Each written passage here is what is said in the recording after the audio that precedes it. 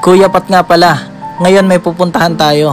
Kaya tara, samahan niyo ako sa araw na to. From Santo Tomas, pupunta tayo ng Davao City. Estimated ng biyahe natin nasa 1.5 oras. Dito na nga kami dumaan sa Baguio para maiwasan yung matinding traffic. At maya-maya nga lang ay nakaabot na nga tayo sa una nating destinasyon. At dito tayo papasyal sa Victoria Plaza. Sa aming pagpasok ay dumiretso nga kami sa kanilang food hall na makakain muna. Kung bibilhan lang ng pagkain ng pag-uusapan, hindi ka mabitin dito. Napakaraming pagpipilian. Ito ang halimbawa na pwede nyong kainan kung papasyal kayo sa Victoria.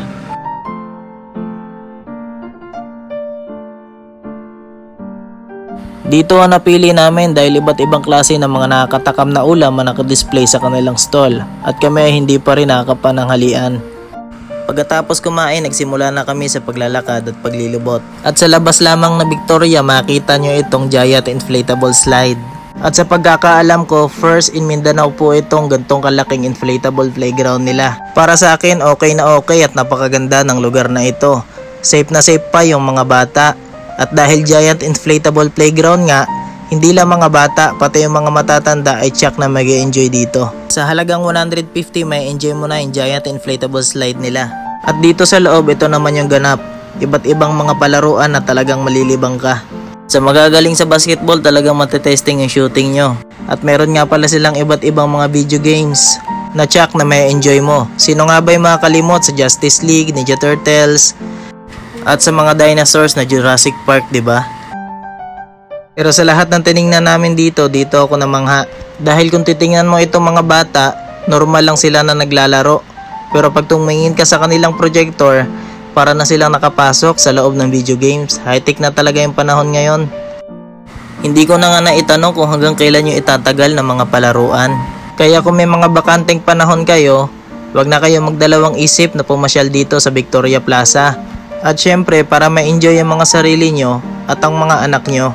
Sa pagkakaalam ko, itong Victoria Plaza Mall ay ang pinakaunang mall na napagawa dito sa Davao City. Kaya kung titingnan nyo, napakatanda na talaga ng building nila. Pero kahit ganon, kumpara sa ibang mall, mas malamig po yung aircon dito.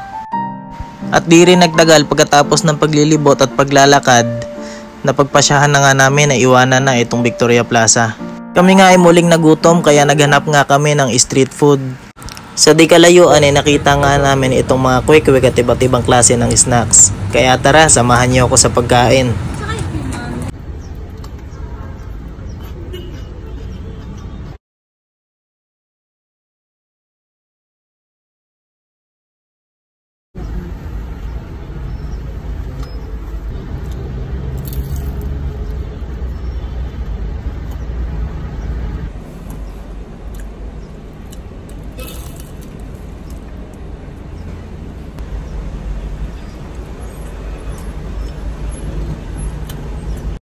At pagkatapos ng mukbangan, uuwi na kami. O paano, hanggang dito na lang muna tayo. Salamat sa pagsama.